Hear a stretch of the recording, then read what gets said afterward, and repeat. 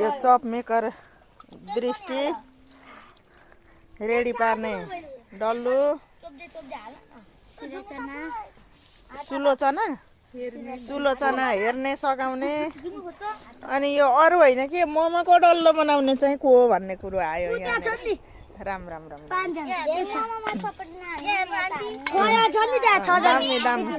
दामी हजुर मम्मी एउटा मैले फुलवाला मोमो बनाएको थिएँ देखेँ मैले ल कति राम्रो ल सबैजनालाई कति राम्रो के गर्न रङ चाहियो त अब नहालाई त्यस्तो कलरहरू ल थुप्रै छ त नानी यो किमा त कहिले सक्ने यो मोमोको अचार त थुप्रो छ पिठो ल ल